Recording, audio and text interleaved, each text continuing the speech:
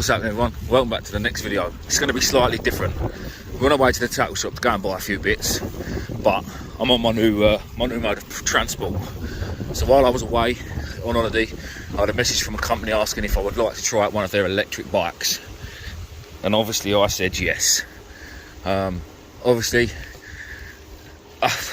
it was sent to me as a gift, if you like. All right, I've got to make a video on it and bits and bobs. But it's actually something I would probably use quite a bit myself.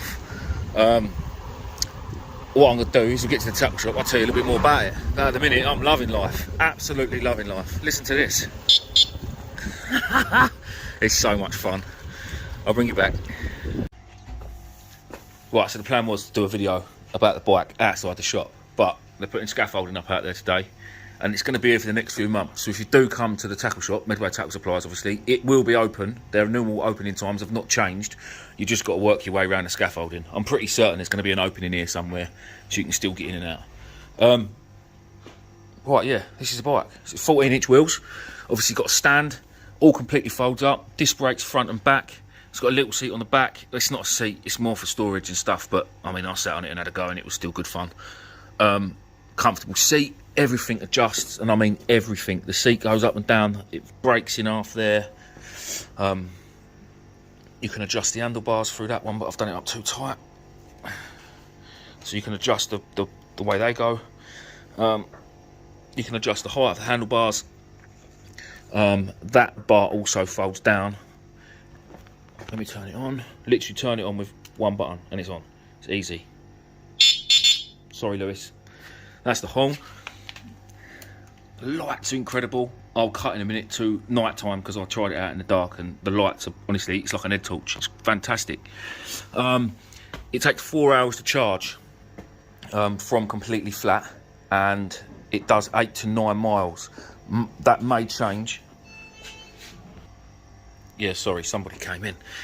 So the mileage and the speed I would have thought probably is dependent on the size of the person. Now, where I'm only skinny and light, no, I'm doing easy 15 mile an hour. I haven't used it to its full potential yet. I've only nipped up the tackle shop, which is about 1.5 miles away from my house, I would have thought. Yeah, about 1.5 miles. But it takes my weight, and I am definitely 17 stone something, because I weigh myself when I come back off holiday. And it pulls me just fine.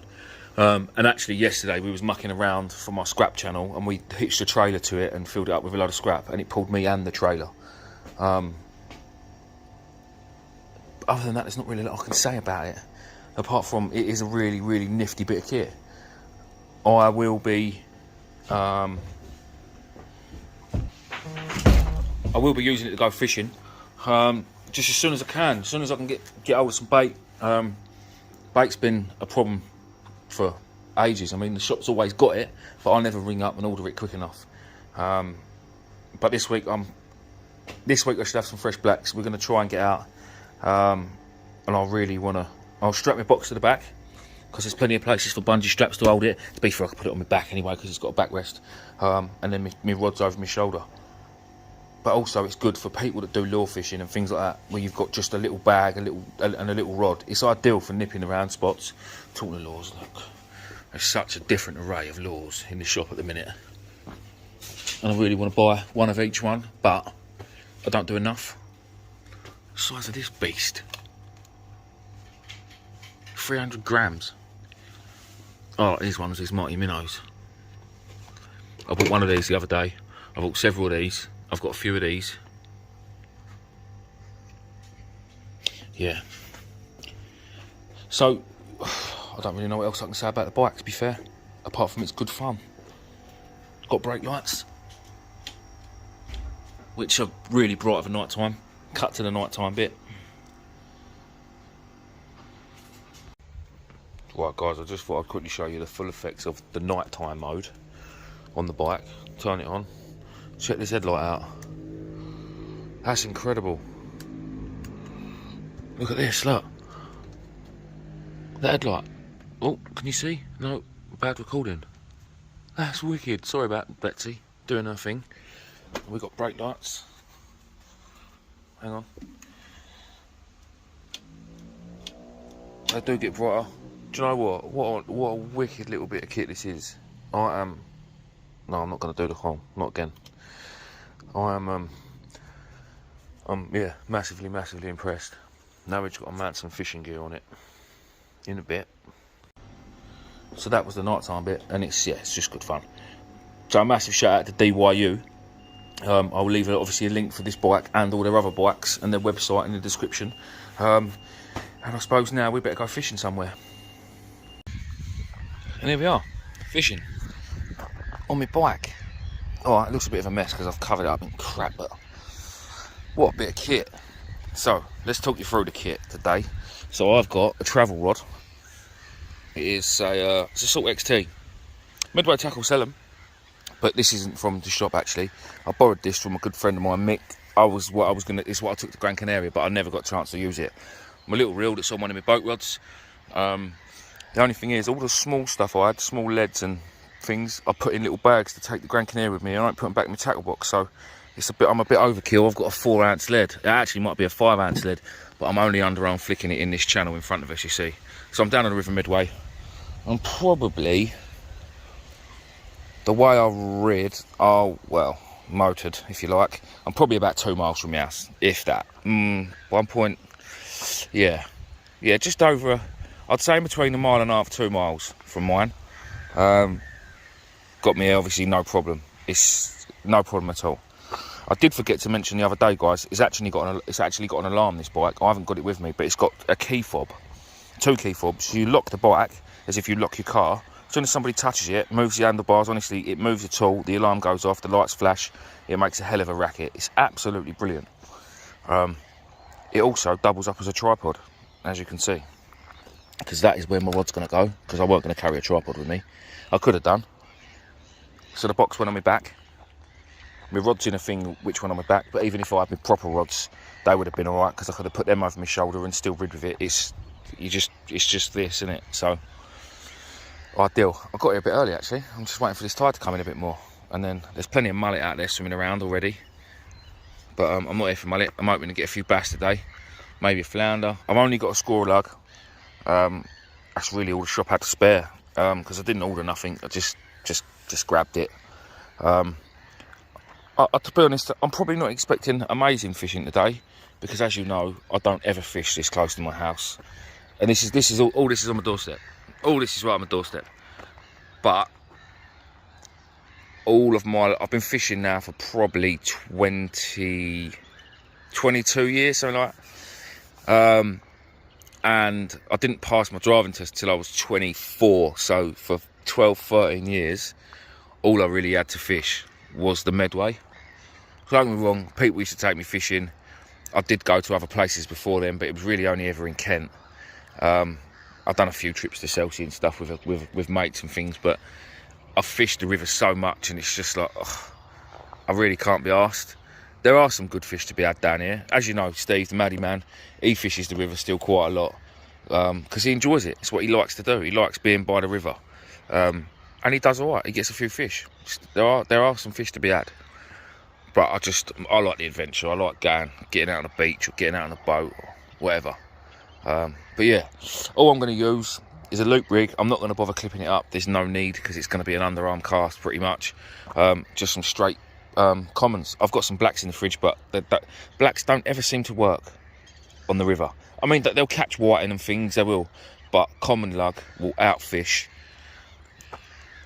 anything really. Even I'd say commons probably do better than rag down here.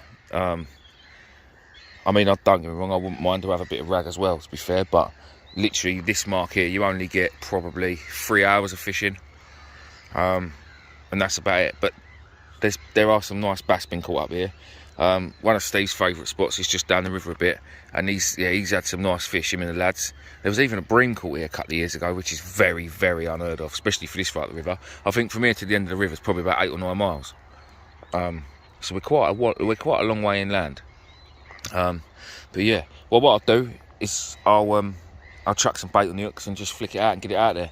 I don't know if you can see. You can see the ripples there, the mullet swimming around. There's plenty of them out there. And to be fair, the water's quite shallow. There'd probably be some bass mixed in with them. You see them there, look? There's one there, there's one over the back. There's one there coming towards it. There he is, look. There's quite a few out there. Plenty of seagulls making a bloody racket. But it's I quite like this bike. It's very, very cool actually. Very cool. Right, let's get this rod cast out and so we can let a fish or two. In a bit. Loving life. It's a bit annoying, guys. I've had a little bass. It was only minute, and when I say minute, it was about this big. And that's definitely not what she said. It was a lot bigger than that. But I was on the phone. I was actually talking to Carlo from Inflatable Boat Fishing. It seems a few of you guys have ordered boats through seeing it on my channel, which is absolutely amazing. Obviously, for Carlo, that's the desired effect through giving me a boat. That obviously it's publicity for him and advertising. So, guys, obviously that makes me look good and helps me out with future things in the future. So, thank you very much. But yeah, because I was on the phone, I didn't get a chance to show you the bass. I couldn't keep it out of the water too long. But that tide's really, really pushed in. But you know what? It's I say I don't fish here a lot. I'm probably going to start doing a bit more local stuff like this. Couple of hours in the afternoon when I finish doing a bit of work. Kids are still at school. It's quite nice sitting chilling by the river, talking to the dog walkers walking past. I think I've had 4 people now ask, surely there ain't no fish in here. But you'd be surprised. There can be some nice fish up the Medway. There can be some really nice fish. And not just up the Medway, but anywhere, these little creeks and bits of estuary and stuff. If there's any of it part near where you live, and especially if there's people watching that are thinking of getting into fishing, go to your local tackle shop, give it a go. Go and ask them. They're there obviously to supply you with bait and tackle and rods and reels and stuff like that, but they're also there as knowledge. I mean, most tackle shops can be helpful. I think long gone are the days of the tackle shops that just tell you a load of rubbish just to get you in their shop to buy bait, because, well, I've worked in it. I still do a bit of work in a tackle shop, and I know that tackle shops don't really make any money on bait. For what it costs them, and then time they pay their taxes and VATs, and then they have to cover their losses because bait is a funny thing, and we all know that it can turn very quickly. When you average it out over the course of a year, they're probably, I very much doubt they make much money. The reason they do it obviously is to get people in the shop to buy other things, tackle, rods, reels and stuff, which is another reason why really we should always use our local shops for things. I understand that some shops don't quite have on the shelf what you want, but then if you ask your tackle dealer, because I know it's exactly the same with Midway Tackle Supplies, if there's something we haven't got in the shop, doesn't mean we can't get it, or they can't get it. I say we like it's mine, but it's not. They're good guys at the local shop, my local shop, and I'm sure they are most of other people's local shops. So give them a little look in. I'm definitely going to look at getting one of these little rods, because these are brilliant. Like I say, this is a friend of mine's, this little travel rod mix, but I'm going to get up the shop later on actually. Well, I'm working there tomorrow, to be fair, so I'll have a little look, see how much they are. But it's absolutely ideal. To be fair, I wish I had a smaller lead, because it's hard work casting the 5 ounce on it, because I'm having to do like a little gentle lob. Although I don't really need to go far, it's I'm scared about breaking it. But yeah, for 3 ounce lead, this will be amazing, I think. But hopefully, guys, we'll see a bass or two or something, and I'll show you some fish. Right, well, it's been a nice afternoon by the river, but no fish, sadly.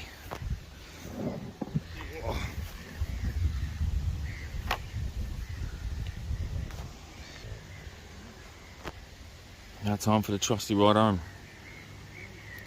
Get some power. Just get off this little hill. Ugh. Away we go. Bit of off-roading, never hurt anyone. It's good off-road as well, this little thing. Obviously I'm not going full throttle because I'm riding with one hand and trying to film. But yeah. Well guys, thank you for watching. Oh, easy. I better go. I'll see you on the next one. Sorry there was no fish, but that's fishing.